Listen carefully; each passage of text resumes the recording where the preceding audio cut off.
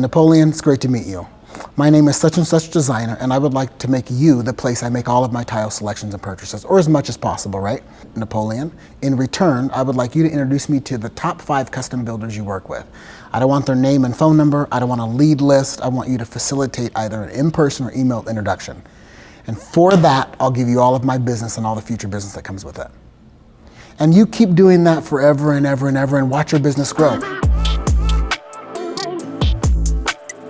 You have been with the Contractor Coalition since really the beginning. No, let's see, there were 2 before me. 2 before So you. there was Nashville and Huntington Beach, which I did not attend either. Right. And so for 5 years then, well, 6. Sorry, 6 episodes. 6. Yep, 2.5 years. Correct. Every time I hear you sort of talk to the audience, and I know you really well as a personal friend and as someone who works with you a lot anyway on a regular basis, it's always kind of fun for me to watch you engage with people for the first time to see how they react to the message and the idea that regardless of how big of a builder you are or remodeler, that brands, worldwide brands, some of the biggest in the world, are interested in them. What is it about coming here and supporting the community? What excites you about being a part of this? And when you deliver that message from your point of view, yes, you want to work with them, and there's, of course, a sales angle, not an angle is the wrong word. I mean, it's fine, but it's so much more than that. Yeah. What excites you about being a part of Contractor Coalition Summit? Listen, Mark, I talk about this maybe more time than I should. There's something about builders being in a space together in a really intimate headspace, sharing things that most people wouldn't share with their closest friends, let alone a group of strangers. So on one hand, you get to be in front of builders that are ready to embrace growth and change and partnership, but they're also open and intimately interested in what other people are doing. And that being in that space, this is probably the only space I've ever seen. Out of all the summits and speaking engagements I do, this is the only place I've ever seen builders become so intimate and willing to connect at that level. And it's worth it, period. You mentioned why we like working with small builders and large builders and everyone in between. And I would tell you that it's less for us about the size of the builder, but more what kind of partnerships can we establish and what growth we expect to see for both of us while that partnership flourishes. You know what I mean? There's so much value in that. Yeah, I think, it's like any relationship, it's a two-way street. And what I love about especially your messaging and the way that you build relationships is you're very clear in the ask, which by being very clear in the ask, it lets the other person, it's signaling to the other person what somebody wants. Clear as kind. Brene Brown said it very well, and it's very popularized because of it. It makes it very impactful. But I love that we, as the other side of the partnership, probably need to do a better job of communicating to you what we're looking for. I would, one of your best attributes is saying, I will, we can in each other's businesses help leverage each other with the people we know, the networks we know. It's wonderful, and I like the word force multiplier. It's a way, and you said something to collapse now. Time. Collapse time. I think I've said it like 5 times today. I'm sort of like that's going to be my new favorite. It's a good word. It is, and it's our relationships that we can leverage in each other that collapses the time window for us to evolve, to increase professionally, personally, all of these things. How are some relationships that you've made in Contractor Coalition? How have you seen that in their businesses from your point of view? Like, how have I been a part of their growth? Yeah, or how have you just seen them grow? Okay, I appreciate the question. So I will tell you that I met a gentleman by the name of Mike Riddle, who is, you met Mike Riddle, wonderful guy. I think I made the introduction. I made him at IBS, we had dinner together. That's right. Yeah. What an absolutely wonderful builder and just absolutely great human. And one of the things I would tell you is, after we first met and we had the conversation about leverage, our very next meeting was me introducing him to a design firm, and then he followed that up with introducing me to a design firm. And watching him, someone who didn't facilitate a lot of introductions and maybe didn't even really think about how much value he could bring to me and that I could bring to him, watching him now employ that in his business and his business grow, that alone speaks volumes. There are so many builders that I've met with. Ben Garvin is another really great one that you and I both know very well in Minneapolis, another person I absolutely love. Similarly, I think it's not natural to go in for the ask. It's not natural to go in and try to meet with the person that maybe you don't think would take a meeting. But I've watched him make connections that maybe he would never make before. And I respect it so much because at the last coalition he spoke up and said that he was doing things that he would have never done before we met. And that's the kind of value that I feel like we should be providing each other. What I love too is that when people speak on your behalf, it's humbling, it's encouraging, and it's validating. And today, you had a few minutes as one of our partners to sort of address everyone in the room. Yeah.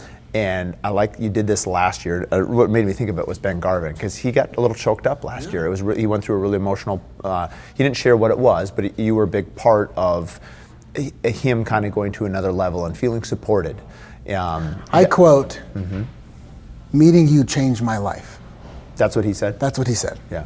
And that, I do believe we can all do that for each other. There's nothing special about me necessarily. I think we all can make that kind of impact. Hell, you've changed my life. I mean, that's a worthwhile thing. And what I love about it is we had like 7 or 8 people that have been deeply involved with each other's lives. And yes, you had a value proposition, and we all have a value proposition to what we do and what we're about.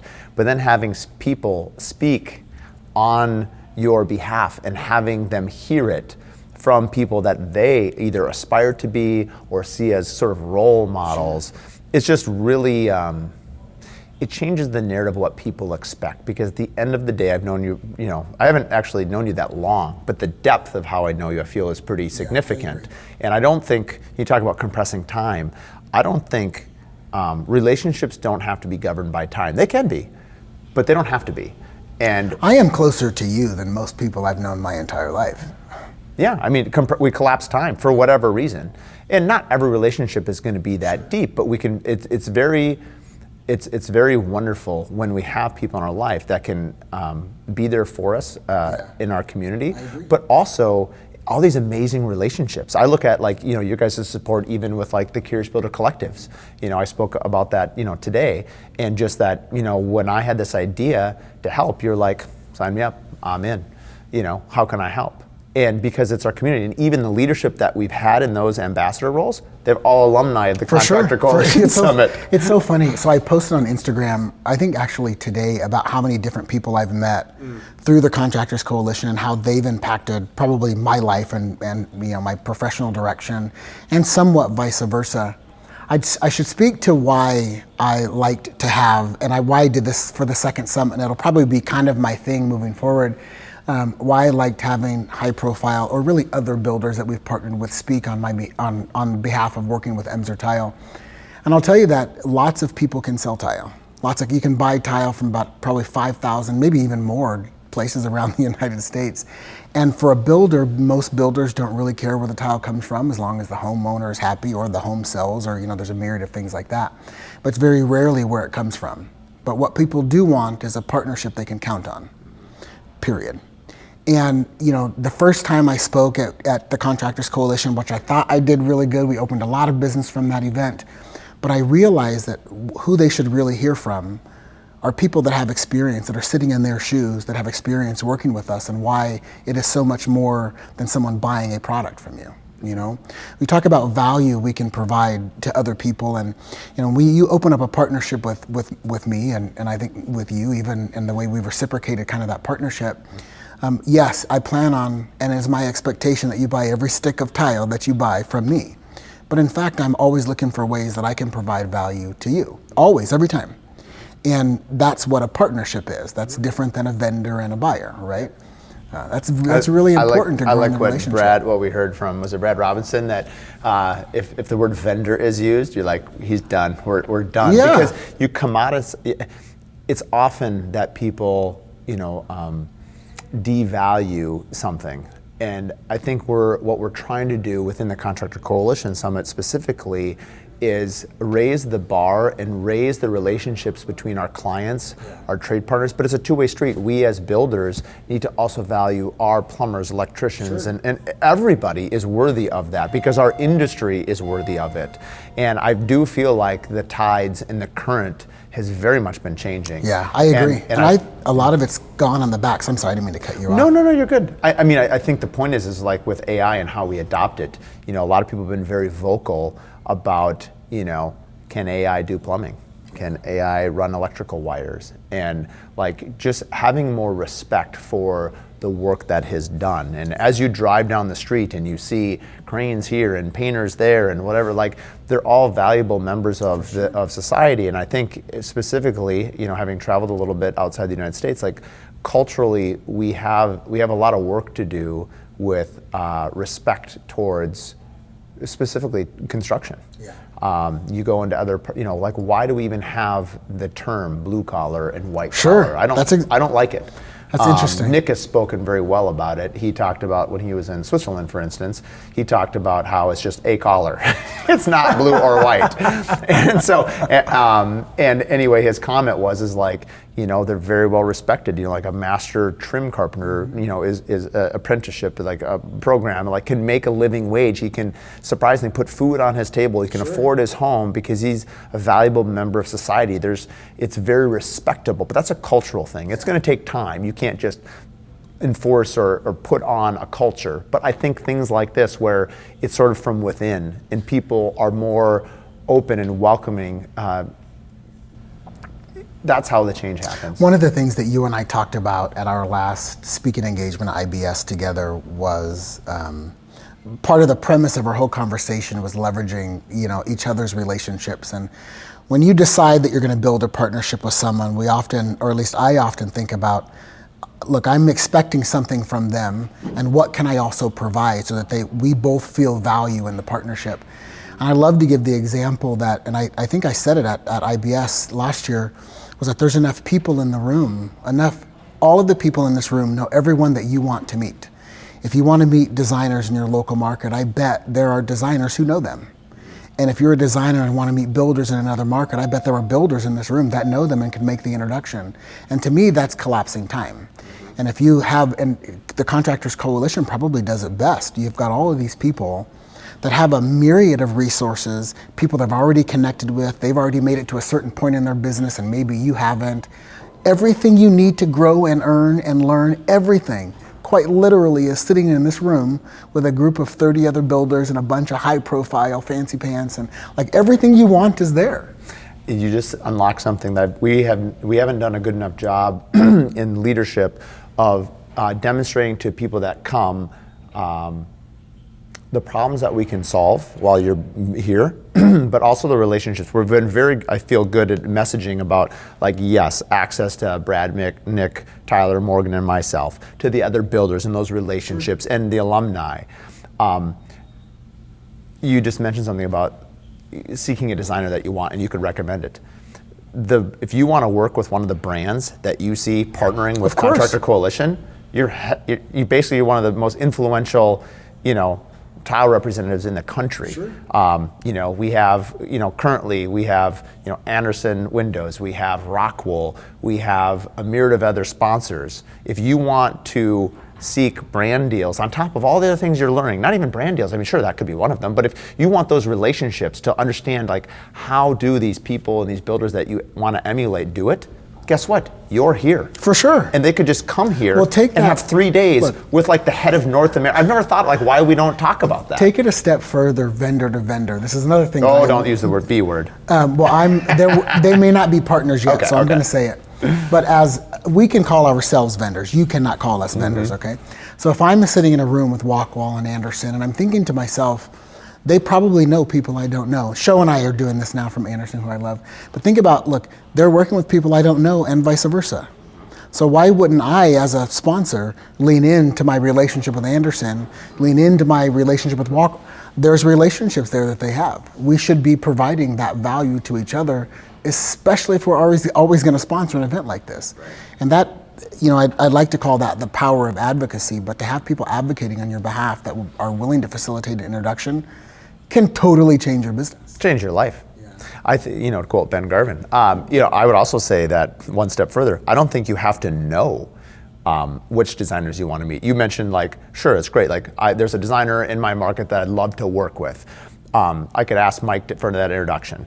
Or I could go to Mike and say, Mike, who do you think For sure, would be a for good sure. fit for me? Like, here's the thing: you don't even have to know who you're supposed to meet, right? I mean, Yeah, it's even so take it true. one step further. Well, one of the stories I said today was, I'll keep this brief. But one of the stories I said today was, look, if I'm a designer trying to break into a new market, this is what I would do. And I gave this exact example. I said, Emser has 80 locations across the country, right? Where I said, if I were you, I would go to, I think it was Cleveland or Columbus, can't remember.